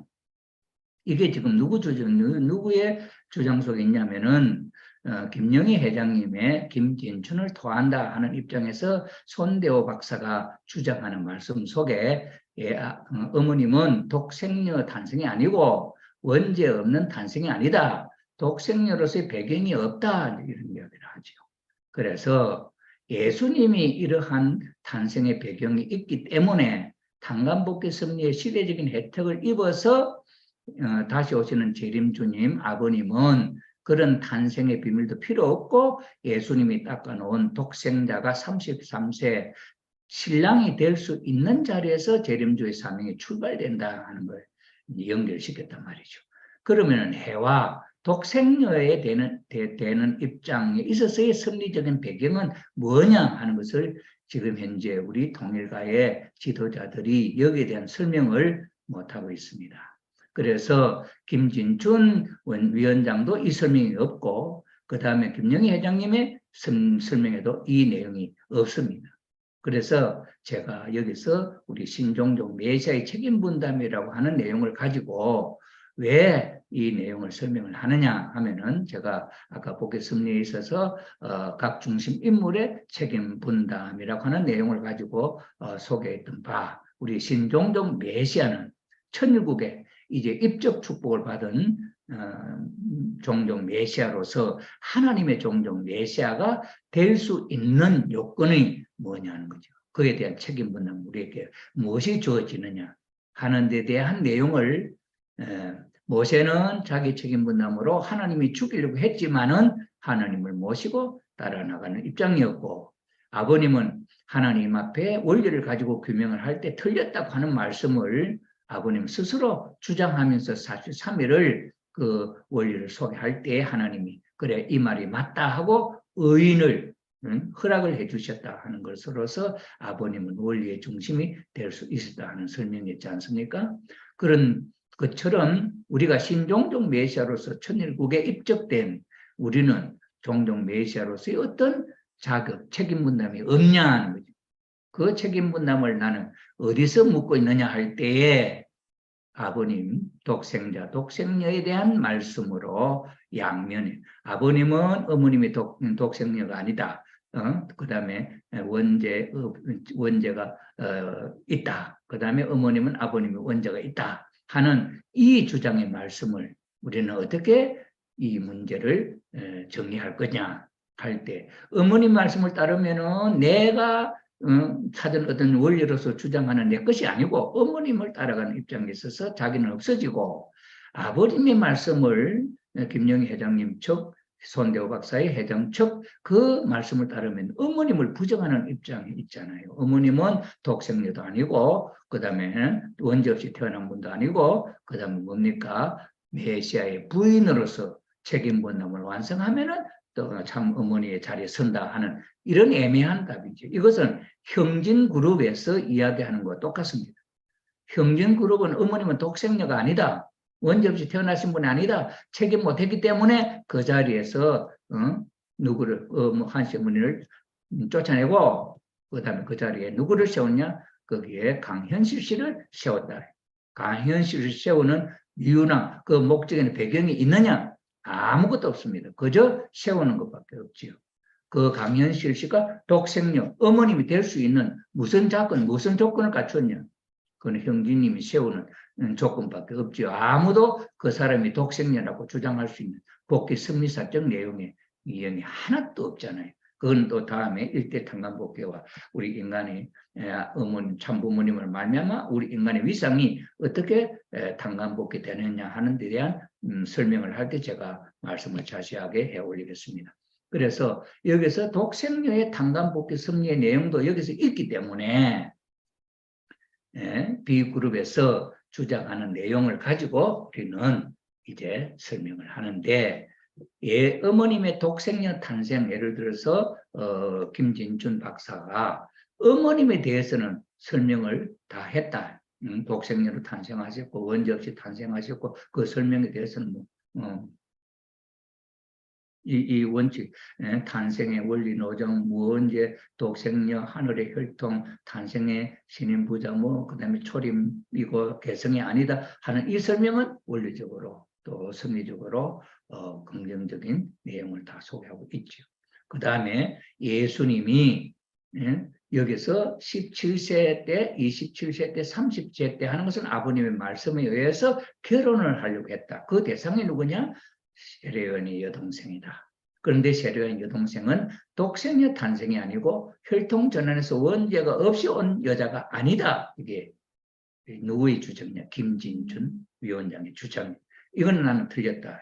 그런데 우리 김영희 회장님 측에서는 여기에 대해서 언급은 아직 못 봤습니다. 그 다음에 김진춘 씨는 뭘 하냐? 아버님의 성탄, 아버님의 성탄이라 했지요. 그런데 여기 색깔은 보세요. 빨간색이 아니죠. 여기 예수님도 빨간색, 어머님도 빨간색 했는데 여기서는 빨간색인데 여기는 회색이죠. 이게 뭔 의미냐? 여기서는 아버님의 성탄이 독생자로서의 성탄이 아니다. 그죠? 그러면서 어머님을 만나서 성원식을 하기 전에, 그 다음에 예수님의 개성은, 독생자 개성은 여기서 16세 때 개성이 되어가지고 이 삶이지. 그 전에 것은 관계없다. 이건 준비하는 기간이다. 이렇게 표현합니다. 그러면서 여기서는 뭐라고 설명했냐? 탄생 조건 불필요하다. 복귀 노정이 불필요하다. 그 다음에 새 말씀을 규명하고, 이걸 아버님 하셨죠. 원리적 성원식을 준비하고, 예수님 기반 위에, 예수님이 닦아놓은 기반 위에 출발을 한다. 그래서 재림, 예수님의 개성이고 메시아 사명이고 탄생 조건, 그 다음에 개성 완성 기준, 이 내용을 놓고는 여기서부터 시작으로 이렇게 설명을 하고 있단 말이죠. 그래서 김영희 회장 총리 이걸 강력하게 틀렸다고 주장을 하죠. 그러니 이제 그런 입장에서 여기서 이제 김진준 씨의 문제를, 이 문제를 설명하는, 제가 이 문제는 설명을 했는데 아버님의 이 성탄의 문제는 이제 제가 설명을 다시 하겠습니다. 그런데 이 문제에 대해서 김영희 회장님 측, 손대 박사 측에서 이건 강력하게 틀렸다고 주장하는 내용이 되고 있습니다. 그 다음에 여기서 볼 때 아버님의 말씀을 놓고 보면은 이 말씀 속에 독생자에 대한 내용이 언급되어 있습니다. 아버님 말씀인데 예수가 뭘 해야 되느냐 하면 신부를 찾아야 된다. 그게 무슨 말이에요? 신부가 뭐예요? 독생녀다. 독생녀. 예수님이 결혼하려고 하는데, 신랑으로서 결혼하려고 하는데 그 신부는 누구냐? 독생녀다 이거지. 그럼 독생녀를 찾아야 된다 말이죠. 그럼 기독교 사상이 뭐냐? 독생자로 와가지고 누가 예수님이 신부를 찾아서 어린 양 잔치를 하자는 것이 기독교의 골자다. 이건 재림에 대한 내용이지요. 자, 그 다음에 마리아는 복귀된 천사입니다. 예수와 복귀된 해와가 하나 되는 노름을 해야 합니다.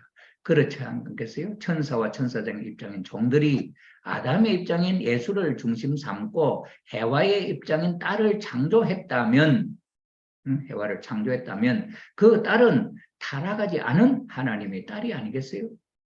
그는 원죄가 없다 이 말했잖아요. 타락하지 않은 하나님의 딸. 원칙적으로 그렇잖아요. 마리아와 요셉이 그 하나님의 딸, 그 하나님의 딸은 누구예요? 세리완의 딸이에요. 세리완의 여동생이에요. 하나님의 딸과 예수를 축복해 줘야 된다고 71년도 1월 1일 날 아버님 말씀입니다. 여기에 담겨져 있는 그 말씀의 의미가 우리가 읽을 수 있잖아요. 그죠? 예수님 하나님의 독생자. 그 다음 독생녀 누가 결혼했냐? 신부 있어야지. 신부는 독생녀다. 그러면 독생자가 있고 독생녀가 딸을 하나님 준비해야 되냐? 그 딸은 원죄 없이 타락하지 않은 하나님의 딸이니까 원죄 없이 오신 분이다. 원칙적으로 그렇다. 그래서 마리아와 요셉은 그 하나님의 딸과 누구? 세례요한 여동생과 예수를 축복해 줘야 된다 이 말 아니에요. 그 조금 전에 여기 이 이야기 아닙니까? 그러면 이 탄생은 원죄 없이 왔 하나님의 딸이란 말이죠. 혈통복귀 이게 필요 없는 원죄가 없는 하나님의 독생으로 태어났다 하는 건데 김진준 씨는 이게 틀렸다. 왜? 아버님의 말씀에 의해서 볼 때 이게 틀렸다 그 말이죠. 자, 그 다음에 하나님의 독생자 예수님이 이 땅에 오셔서 만일 죽지 않았으면 어떻게 됐겠어요? 예수가 독생자를 하였으니 하나님은 그 앞에 독생녀도 보내셨을 것입니다. 이건 언제 말씀입니까? 59년도 성원식 하기 전에 10월 달에 하신 말씀이에요. 여기 독생자 예수님 앞에 독생자를 해서는 예수님 독생자 그 앞에 독생자도 보냈다 이거지. 그 이야기지. 그 독생자 누구예요? 세례요한 여동생. 참 어머님께서도 예수 그리스도가 탄생하기까지 얼마나 힘들었나. 이것은 당간복귀 승리 내용을 이야기하는 거죠. 장자권 복귀가 얼마나 힘들었습니까? 독생자 예수 그리스도가 그렇다면 창조가 그렇지 않은데 독생자만 탄생시켰겠냐? 에덴 동산에 아담하고 해와를 지었는데 당간복귀 승리에 독생자만 당간복귀 했겠냐는. 독생녀도 그 자리에 있었다는 이야기. 이건 누구 이야기입니까? 어머님 이야기입니다. 어머님이 하신 2015년도 하신 말씀. 그러니 이미 예수님이 탄생하셨을 때 그때 독생녀는 누구냐? 세례요한 여동생이 준비되었다 이거죠. 그렇기 때문에 참부모경에서 어떤 정도 밝혔는지 모르지만 독생녀는 2000년 전 독생자가 탄생한 그 자리에 있었기 때문에 예수님 독생자, 독생녀는 세례요한 여동생 그 자리에 있었기 때문에 사탄과는 관계없는 자리에서 출생했다. 누가? 어머님. 초림의 어머님이 왜? 이미 그 예수님 때 독생자로 탄생했던 기준이 있잖아요. 몇 년을 살았던 간에.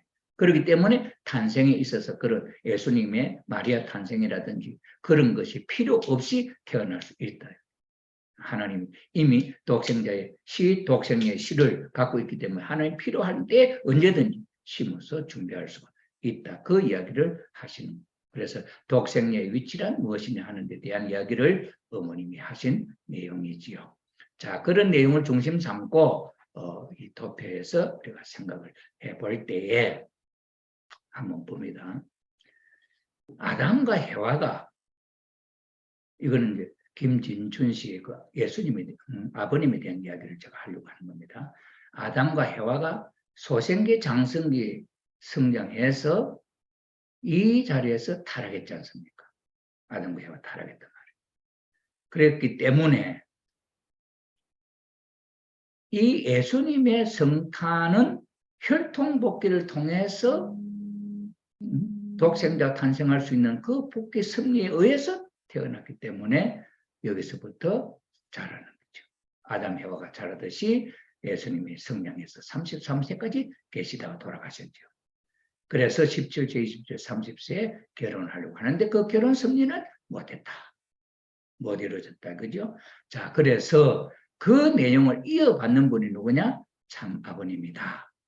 자, 그래서 참 아버님이 성탄하셨는데 이 성탄은 어떤 성탄이냐? 여기서 이제 우리 김진춘 위원장의 설명이 분명하지를 않습니다. 이 성탄은 모르고 이 성탄은 독생자로서의 성탄이 아니고 독생자는 언제부터냐? 예수님을 만난 16살 때 여기서 개성되어서 독생자의 삶이다. 그래서 어머님을 만나서 성원식을 해서 어린 양잔치를 해서 참부모가 된다는 그런 이야기죠. 그런 이야기인데 나는 이것이 틀렸다. 왜 틀렸느냐? 탄간복의 섭리 이미 예수님의 독생자 탄생으로 이러한 섭리가 하나님의 정자가 복귀되어 있기 때문에 필요한 때 언제든지 하나님의 독생자의 씨를 심을 수가 있다. 그래서 심어진 한 존재가 아버님의 성탄이다. 그렇기 때문에 태어나면서부터 성탄이고 태어나면서부터 원죄가 없는 분으로 태어나셨다. 그럼 여기서 독생자 개성 예수님을 만나는 사건은 무슨 의미가 있느냐 이거지. 여기서 태어나셔서 자라는 이 과정은 누구든지 예수님이 아담과 해와가 16세, 17세 타락하기 전까지는 원리적으로 이렇게 성장했던 길이 있습니다. 같던 이미. 그렇기 때문에 하나님의 하나님의 아들로 태어난 아버님도 이렇게 성장할 수 있는 내용이 있는 거예요. 그런데 여기서 예수님을 만난 것은 뭐냐? 예수님은 독생자는 누구냐? 아담을 대신하는 인물이에요. 아담을 대신하는 인물이 있어서 그 사명을 이루지 못하고 돌아가셨기 때문에 그 사명을 이어받아서 인간 조상의 자리에 이 입장에서 뜻을 이루어 달라고 하는 부탁이죠. 그러면 그 사건하고 여기 탄생하고는 어떤 의미가 있느냐 하는 거죠. 그럼 탄생은 사탄세계의 혈통을 갖고 태어난 탄생이냐? 아니지요. 그런 탄생으로서는 참부모가 될 수 없지요. 그건 왜 그러냐? 원리 강론에, 기독론에, 중생론에 보면 인류를 중생시킬 부모는 타락한 인간 속에서는 나올 수가 없다. 타락한 인간에 원죄 있는 부모가 원죄 없는 자녀를 낳을 수가 없다. 그러니 어떡하냐? 하늘로부터 와야 된다. 아버지도 하늘로부터 와야 되고 어머님도 하늘로부터 온다는 말은 죄와 상관없는 원죄가 없는 분으로 오셔야 된다는 것이 원리적 관점이죠. 그런 입장에 오셔서 인류를 구원해야 할 그런 입장입니다. 독생자, 그런 조상의 자리, 그 조상의 자리에 이름 명분을 받게 되는 거지. 그렇다면 이 성탄이, 이 탄생이 하나님은 이러한 자리에 갈 수 있는 인물로 이미 애정하시고 성탄이 이루어졌다. 그래서 아버님의 탄생은 성탄이고 원죄 없이 태어난 분이 예수님의 사명을 전수받아서 그 사명을 이루어달라고 하는 책임을 맡았을 뿐이다. 태어나고 한 이 과정에서는 추호도 변화가 없는 것이다. 그러니 이 탄생은 원죄 없이 태어난 것이다 이 말이에요. 그 다음에 이제 여기서 꼬리를 자른다 하는 이야기가 이제 나오는데 이거는 아주 잘못된 실수의 말입니다. 꼬리라고 하는 게. 그 의미가 뭐냐니까. 어머님과 만나서 성원식을 하기 전에 이 성원식도 김진춘 위원장은 여기다 완성본 여기다가 해놨어요. 이 성원식은 여기서 하는 게 아니고 타락하기 직전 상태까지 복귀한 터전 위에 메시아가 와서 여기서 메시아가 참부모가 되셔서 인류를 구원하는 섭리가 여기서부터 시작돼요. 그래서 완성의 길, 원리의 길을 발박하는 것이다. 그렇게 되어 있잖아요. 자, 그런데 여기서 이제 아버님이 어머님을 만나기 전에는 있었던 육마리아 사건이라든지 이런 내용들은 이게 하나의 꼬리표다. 꼬리표다 하는 것은 명예로운 것이 아니다 이런 의미죠. 그건 잘못된 내용이에요. 그거는 중심 인물을 어떤 사명을 해야 되느냐 하는 데 대한 그 내용을 모르고 하는 소리예요. 아버님은 이미 인류의 조상의 자리에서 태어났었기 때문에 사명이 타락해서 사탄에게 아담과 해와가 잃어버렸던 것을 몽땅 탕감복귀하는 그런 책임을 갖고 있는 거죠.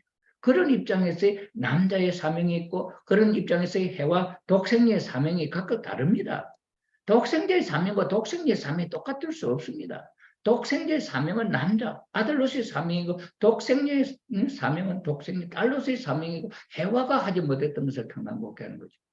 그런 입장에 있어서 독생자 아버님은 인류를 그는 그 독생녀는 그 하나님의 자녀 신은 어디에 있습니까?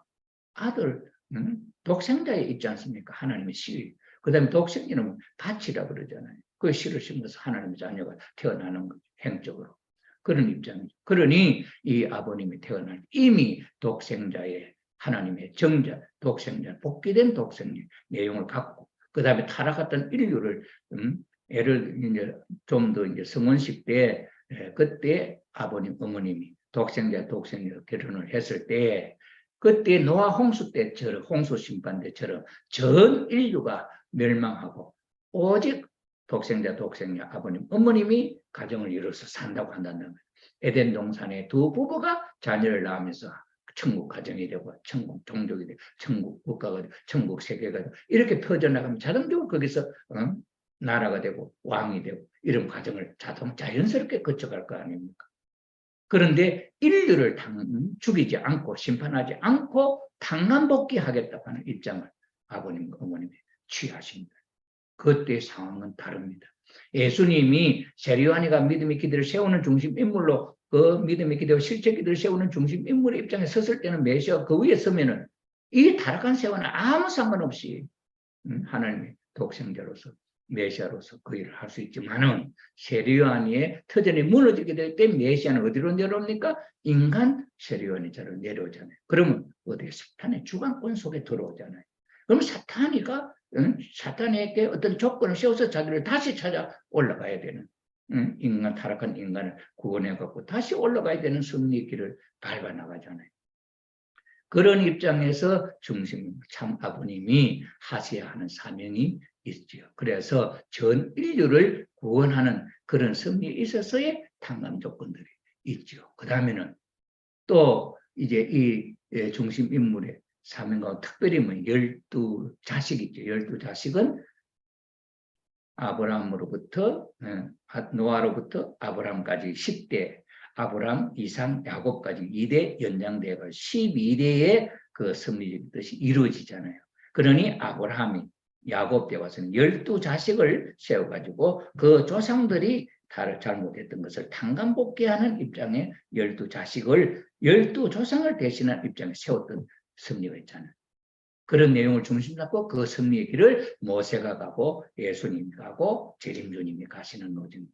그러니 재림주님으로 오신 참부모님 12자식을 낳아야 되는데 모세의 12지파가 다 각 그 야곱의 12자식이 엄마가 4사람이 달랐고 그 다음에 모세의 각 지파의 12지파는 전부 다 엄마가 다 다르고 예수님의 12지파도 전부 다 부모 다른 그러니 예수님과 심정적으로 하나 되지 못하고 예수님 팔아먹고 그 다음에 모세도 그런 일어나고 있다. 그러니 참부모님은 어머니가 한 어머니가 12자식을 낳아야 거기에 심정적으로 자녀들이 문제가 안 생긴다. 그래서 독생녀의 조건으로서 12자식을 낳을 수 있느냐.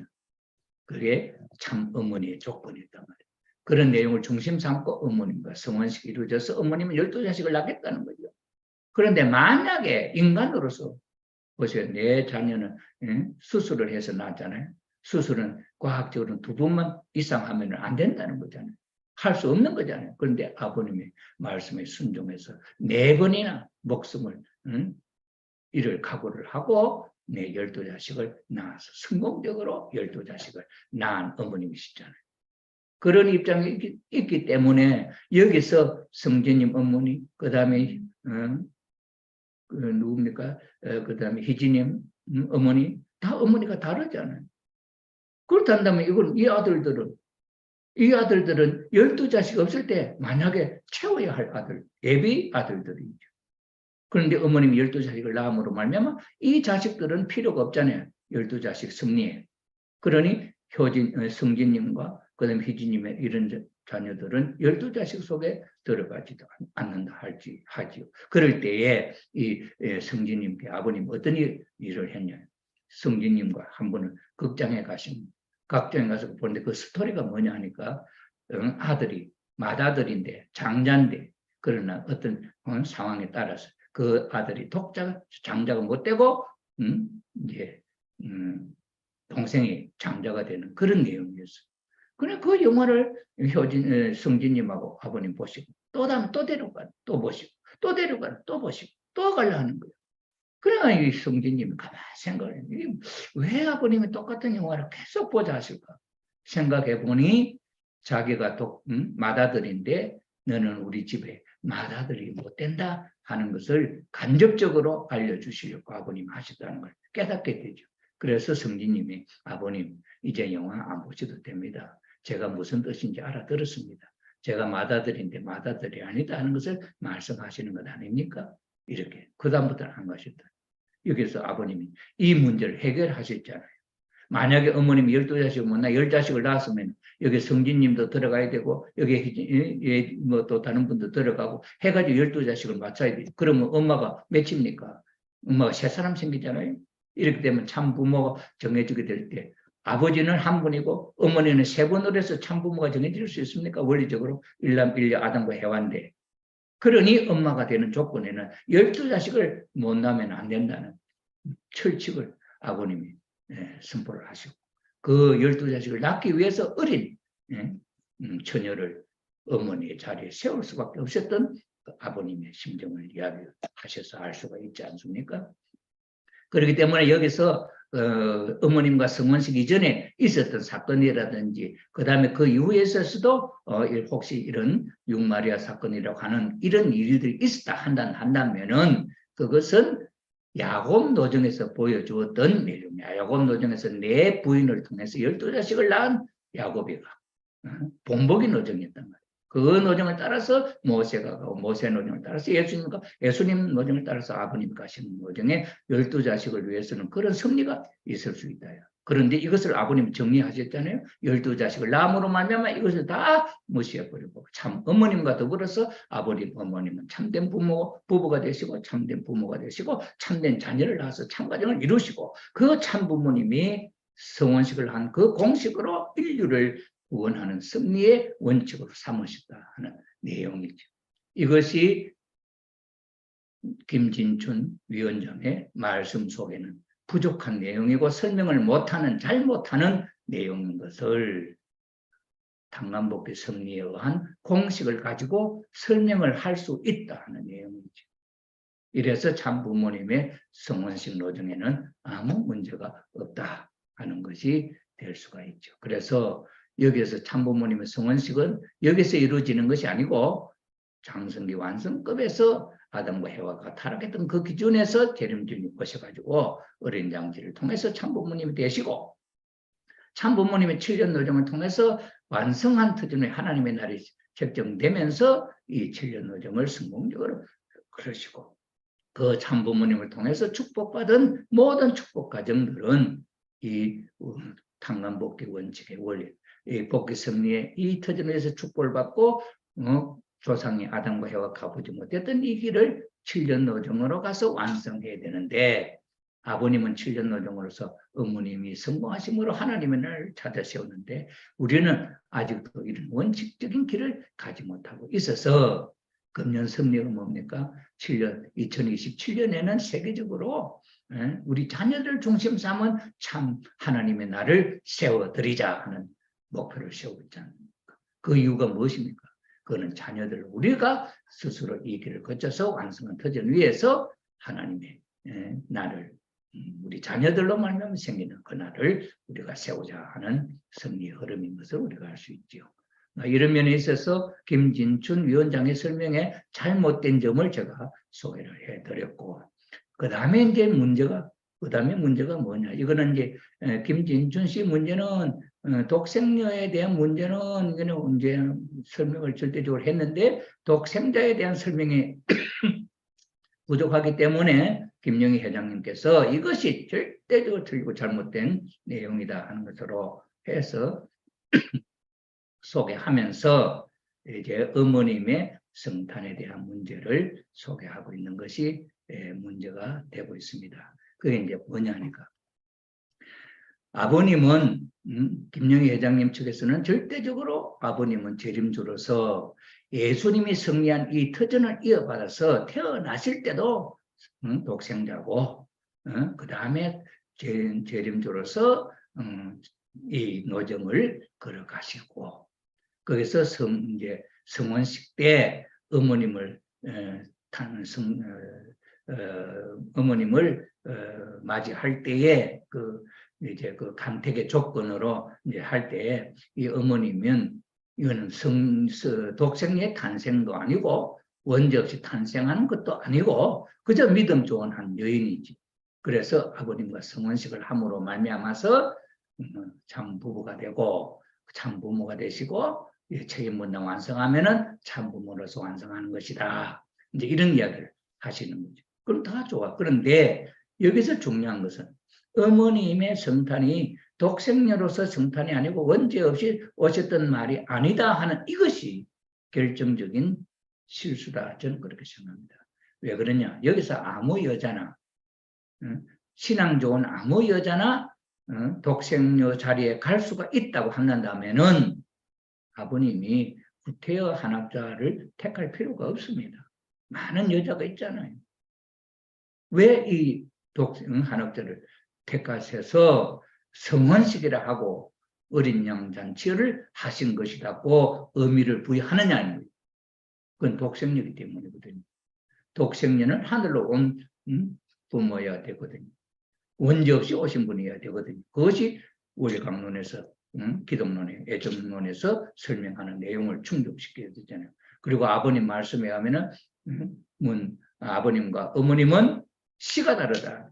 우리가 태어난 배경이 다르다. 하늘로부터 하나님이 뿌리가 되어 있다고 하신 말씀이 있잖아요. 그런 내용을 놓고 볼 때 어머님의 성탄은 독생녀 성탄이고 원죄 없이 태어나신 성탄이에요. 탄광복귀 섭리에 이미 마리아를 통해서 하나님의 난자 씨가 복귀되어 있고 그 터전 위에 세례요한의 여동생이 한번 태어났던 터전이 있기 때문에 그런 탄생에 대한 내용이 필요 없이 필요한 자리에 언제든지 하나님은 독생녀를 준비하실 수가 있다는 내용이죠.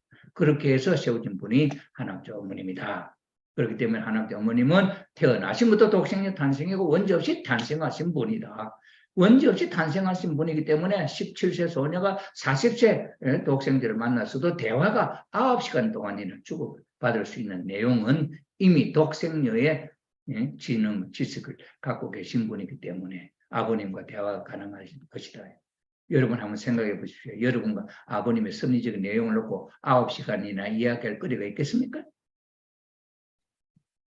독생녀가 아니고는 그럴 수 없는 거죠. 그래서 어머님은 12자식을 놓는 것도 긍정적으로 이미 아시고 받아들였고 그 다음에는 섭리가 어떻게 이루어져야 될 내용을 그림을 그려서까지 설명을 아버님하고 하셨다고 하는 내용을 놓고 보면은 어머님은 17세 소녀가 그저 아무 여인으로서의 소녀가 아니라 하나님으로부터 선택받은 독생녀 원죄 없이 오신 참 어머님이 되셨다 하는 것을 우리가 이해하지 않을 수가 없죠. 이것이 김영희 회장님이 김진춘을 토한다 하는 데 대한 말씀의 문제점을 보완하지 않고는 이 문제를 설명할 길이 없습니다.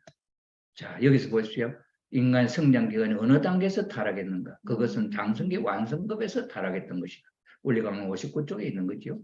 자, 그 다음에 메시아를 맞이할 수 있는 기준, 타락한 인간은 사탄 분립의 노정을 통하여 아담과 해와가 성장하였던 기준, 즉 장성기 완성급까지 복귀한 형을 갖춘 터 위에서 메시아를 맞아 중생함으로써 장성기 완성기 여기서 메시아를 맞이하는 겁니다. 그래서 메시아를 맞이해서 중생은 어떻게 합니까? 축복을 통해 중생 받지 않습니까? 여기서 부모님이 어린 양 잔치를 참부모님 되셨고 참부모님으로 말미암아 우리는 축복을 받아서 중생할 수 있잖아요. 그러니 우리의 좀 메시아를 맞이할 수 있는 자리는 이 자리죠, 이 자리. 이 자리가 아닙니다, 이 자리가. 아담 해와의 타락 이전에 입장으로 복귀된 후에 메시아를 따라 더욱 성장해서 창조 목적을 완성하는 자리에 이르게 되는 것이다. 원리 241쪽에 있죠. 지금까지는 우리는 없었지요. 참부모님이 완성했는데 첨보 과정이 나옴으로써 이제 비로소 여기 완성했다 하는 이름을 받게 된 것이죠. 정말 놀라운 이야기가 아닐 수가 없습니다. 자, 후대의 인간들은 역사가 그럴수록 그 이전의 선지 선열들이 쌓아올린 심정적인 기대로 말미암아 복귀 승리의 시대적인 혜택을 더 받게 되는 것이다. 따라서 부활 승리는 이러한 시대적인 혜택에 의하여 이루어지게 된다. 원리강론 189쪽에서 190쪽에 있는 이야기인데 여기서 제일 아버님이 부모님이 이어받는 이 자리도 예수님이 닦아놓은 승리적인 이 터전을 이어받아서 여기서 이어받아서 갈 수 있다는 거예요. 탄생은 성탄을 이미 성탄에 있었던 기준이 있으니까 성탄으로 그 승리는 여기서 이어받아서 승리를 완성시키는 참부모가 되신다 하는 거지요. 자, 그래서 여기도 있잖아요. 그 다음에는 보십시오. 야곱을 세움으로써 그를 통하여 여기 하나님께도 순종 굴복하지 않았던 사탄이 인간 조상으로 오시는 예수님과 성도들에게 순종 굴복할 리가 없다. 그러므로 하나님은 인간을 창조하신 원리적인 책임을 지시고 야곱을 세우심으로써 그를 통하여 사탄을 굴복시키는 상징 노정을 보여주셨던 것이다. 모세는 이 노정을 본보기라 하여 그 형상적 노정을 걸었고 예수님은 야곱 노정을 밟아온 모세 노정을 본보기라 하여 그 실체 노정을 걸음으로써 사탄을 굴복시킬 수 있었으며 한편 또 성도들도 그 노정을 따라 걸음으로써 사탄을 굴복시키고 주관할 수 있게 되는 것이다. 원리강론 311쪽에 이렇게 나와 있잖아요. 그러니 아버님께서 여기 12자식을 세우기 위해서 다른 부인을 택하는 그 조건은 야곱 노정에서 보여주셨기 때문에 이것이 아버님이 죄가 있다 없다로 이야기할 수 있는 내용이 아니다 하는 사실을 우리는 이해할 수가 있게 되는 것입니다. 자, 이런 내용을 놓고 볼 때 김진춘을 토한다 하는 김영희 회장님의 결정적으로 실수를 범한 말씀이에요. 독생녀 특히 김진춘의 원죄 없이 초름했다는 독생녀론의 허구성에 대해서 언급해 보기로 합시다. 원죄 없이 초름했다는 게 틀렸다는 거예요. 허구성이라는 거 아닙니까? 독생자 원죄 없는 창조본인 아담으로 태어난 하나님의 유일한 아들이란 의미다. 독생자 예수님의 상대 배필로 원죄 없는 해와로 태어나는 하나님의 유일한 딸은 필요 없기 때문에 이게 틀렸잖아요. 왜 유일한 딸이 필요 없어요? 아까 아버님 말씀에 하나님의 딸이 필요하다고 했잖아요. 그 독생자와 결혼할 하나님의 딸, 그와 결혼시켜야 된다고 이야기했잖아요. 그런데 여기서는 이렇게 한 것은 김영희 회장님 측에서 말하는 이건 실수 아닙니까? 뭘 말씀 공부 안 한 것이지요. 그런데 지금 뭐 말씀 공부한다고 한 300명이 뭐한데 제가 그래서 어떤 기준도 없이 이 사람 저 사람 평할 때 잘하는 자기 기준은 누구냐? 형제님 측에 있던 유종옥이 들어오고 아무것도 들어 대환영합니다. 그 딸 소리 하고요. 그게 무슨 그랬네. 그게 잘하는 짓인가 했더니 당장 나를 추방시켜 버리더라고. 이게 틀렸잖아요. 이게 기준이 틀린 거 아니에요. 그래 지금 누구도 이 기준이 틀렸다고 이야기 안 하잖아요. 지금 신랑 재림주가 오시면 이분도 예수님처럼 원죄를 청산하신 하나님의 독생자가 되시는 것입니다. 이거는 성리적으로 당간복의 승리 시대적인 혜택을 받아서 이어받는다는 걸 이야기하잖아요. 그럼 독생자는 그 해와 복귀 승리 있어서 마리아를 통해서 복귀한 그 터전을 이어받는다는 왜 말이 없냐. 그것을 통해서 독생녀도 다음 원죄 없이 태어날 수 있는 세리와 여동생, 참 어머님, 독생녀로서 원죄 없이 하나님의 딸로서 태어나게 됐잖아요. 여기에 대해 실수 아닙니까, 이거? 그러니 이거는 세계적으로 이 내용을 가지고 설명하면 안 되죠. 틀린 겁니다. 그러기에 이분의 해와에 대하여 신부로 맞이하면 그의 간택을 받은 해와는 원죄를 청산받고, 간택을 받은 해와는 원죄를 청산받고 독생녀 자리에 나가서 신부로 서게 되고, 재림주의 아내로서 재림주의 아내로서 자리를 잡아 인류의 참 어머니로서 재림 메시아와 부부가 되어 인류의 참 부모가 되시는 것입니다. 이건 결정적으로 이거 틀린 겁니다. 이거는 말씀에, 이거는 정말 섭리를 모르는 사람이 하는 소리예요. 그래서 김영희 회장님은 손대호 박사의 그 농간에 의해 가지고 지금 당신의 이름을 36가정에는 이름을 여기 빌려, 3가정에는 이름을 여기 빌려줘가지고 이런 실수를 하게 돼요. 하나님 앞에, 아버님 앞에 갈 때 이것이 실수가 되었다는 것을 내가 봐도 알 수가 있는데 하나님이 그것을 받아들이거든요. 그래서 재림주님에 의하여 원죄를 청산받은 독생녀는 재림주 독생자의 배필에게 상대 개념으로 사용할 수 있는 것이다. 이건 잘못된 겁니다.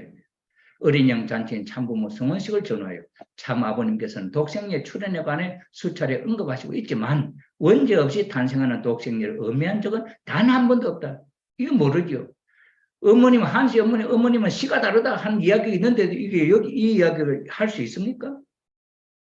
잘못된 거죠. 그래서 제가 두 분의 다, 김진춘 씨도 아버님에 대해서 실수를 했고, 그 다음에 김영희 회장님도 어머님에 대해서 실수를 했다. 그럼 우리 신종적 메시아, 우리는 나의 책임 분담, 정체성은 뭐냐? 여기에 대해서 우리는 확실하게 이야기를 할 수 있는 우리가 되어야 된다는 거죠. 자, 그래서 이제 인류의 구원과 축복식은 이제 제가 다음 시간에 하겠습니다만은, 제가 여기 말씀드리는 이 내용이 아버님과 어머님의 성탄에 대해서 제가 설명하는 것하고 김진춘 씨의 틀린 점을 제가 여기서 설명을 했고, 세리완의 여동생에 대한 실수했던 걸 내가 여기 소개했고, 이건 김진춘 씨의 틀린 점이고, 그 다음에 김영희 회장 측, 그 다음에 손대호 박사 그룹에서 설명하는 문제에 대한 아버님에 대한 내용은 맞아요.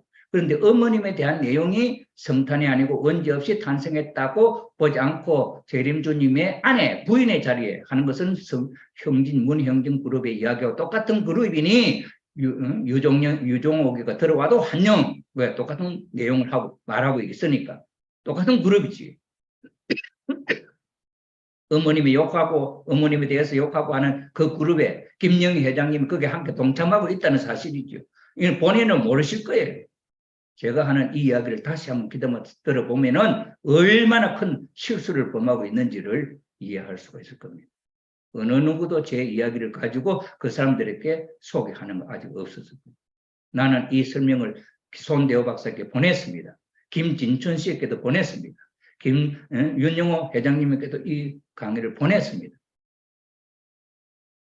이걸 우리가 오늘 우리 신종종 메시아 우리들이 책임 분담으로 내 마음속에 참 부모, 독생자, 독생녀에 대한 관을 내 생각으로, 내 원리로 어떻게 정립하느냐에 따라서 이것은 아버님, 어머님을 해방시켜드리는 입장이 된다 하는 것을 말씀을 드리고 싶습니다. 오늘 저녁에 제가 조금 좀 열을 올려서 말씀을 드렸습니다만은 여러 시간에 걸쳐서 제가 이 이야기를 하는 것은 이런 이유를 가지고 한 가지 이유를 가지고 결론은 여기서 무엇이 잘못되었느냐 하는 데 대한 결론을 확실하게 논리적으로 정립하지 못하면은 그 사람들의 위압에 36가족인데 네가 뭐 한다고 이러면은 그게 기죽을 수가 있잖아요. 아이고, 아버님은 하나님이 틀렸다 하는데도 아버님은 기죽지 않았잖아요. 이게 아니면 진리가 아니라고. 43일을 버티니까 하나님이 네 말이 맞다 그랬잖아요. 오늘 아버님이 어머님이 아버님을 그렇게 말씀하시는 데에서 우리가 간을 갖고 어머님 이렇습니다, 아버님 이렇습니다. 이것이 참 부모님의 성혼식의 의미고, 그 성혼식으로 말미암아 우리가 구원받아서 하나님의 자녀가 될 수 있는 중생에 대한 하나님의 자녀가 된 나의 정체성입니다. 이것이 틀렸습니까? 어머님은 뭐라고 하시겠습니까? 그래, 네 말이 맞다. 이러시겠죠.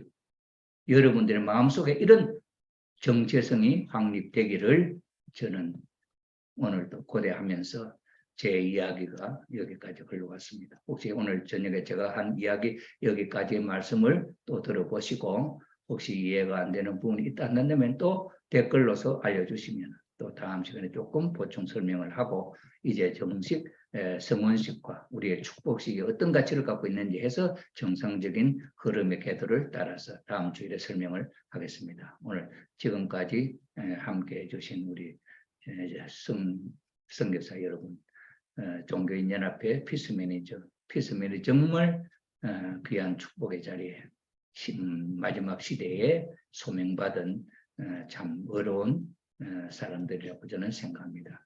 오늘 저녁에 24분이 참여를 해서 제 말씀을 들었습니다만 혹시 시간이 여의치 못해서 참여하지 못하는 분들도 제가 이 영상을 조금 편집을 해서 올려드리겠습니다. 한번 보시고 또 보시면서 공부하시고 그래서 확실한 관을 정립을 하시기를 부탁을 드리면서 제 강의를 오늘 마치려고 합니다. 좀 어려운 이야기가 아니냐. 제가 자꾸 뭐 반복된 이야기를 여러 번 하게 되는 그 이유가 이 설명이 정말 참 애매하게 우리가 김영희 회장님의 그 믿음이나 그 인품이나 그 신앙생활을 우리가 참 따라가기가 힘들지요.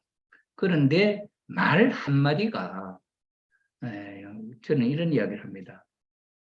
인공위성이 로켓들을 쏘아서 달나라에 가는데 여기서 0.00001도 차이가 난다 하는 건 지극히 눈에도 보이지 않는 각도지만은 그러나 멀리 이 우주에 나가서 보면은 전혀 딴 세계에 간다는 거죠.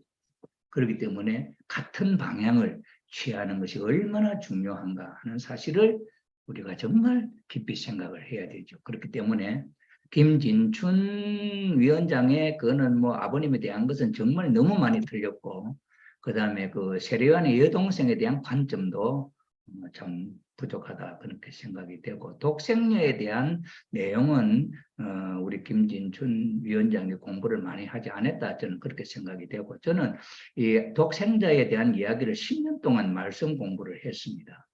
그리고 독생녀에 대한 공부도 어머님이 독생녀 선포하고서부터 제가 연구를 했습니다.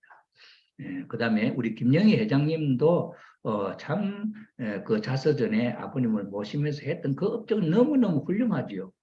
제가 아직 책을 사서 다 전체는 읽어보지 않았지만은 저는 마지막에 김진춘을 토한다 이 말만 안 했으면은 참 좋았겠다 싶은 그런 생각이 드는데 김진춘을 토한다 하면서 마지막에 어머님 독생녀에 대한 어머님 그 한마디가 결정적으로 불효자식을 만드는 그런 입장이다. 저는 그렇게 생각합니다. 그러면서 또 한편으로는 그 사건이 생겼음으로 말미암아 참 독생자, 독생녀에 대한 신학적 이론을 우리의 정체성을 다시 한번 바로 생각해 볼 수 있고 세울 수 있는 하나의 계기가 된다. 그런 면에 있어서는 하나의 우리들에게는 저에게는 좋은 하나의 계기가 된다. 저는 그렇게 생각합니다. 본인들을 생각할 때는 참 하늘과 땅을 왔다 갔다 하는 그런 참 무서운 내용이지만은 그러나 저의 입장으로는 그 말씀에 대한 연구를 더 깊이 더 확실하게 원리적으로 말씀적으로 성서적으로 신학적으로 정립을 해서 소개할 수 있다고 하는 것은 하나의 또 도움이 된다. 우리 피스 매니저 특별히 종교인이나 피스 매니저 여러분들이 이러한 관점을 갖고 이제 마지막 종점에 와서 다 하차 한 자리에서 종교인들을 대할 때는 참 부모에 대한 확신만이 그들을 감동시킬 수 있고 그 다음에 그 사람들에 대한 사랑을 우리가 줄 수 있다고 하는 그런 확실한 점 때문에 오늘 이 저녁에 참석해 주신 여러분들이 정말 귀한 분이다 이렇게 생각을 합니다. 뭐 한 번 들어서 이해가 안 되면은 두 번 들어보시고 또 세 번 들어보시고 하면서 말씀을 연구해 주시면 고맙겠다. 저는 그렇게 생각합니다. 오늘 제 강의를 여기서 마치겠습니다. 감사합니다. 다음 주일에 뵙겠습니다. 수고하셨습니다. 네, 감사합니다. 수고하십니다. 예.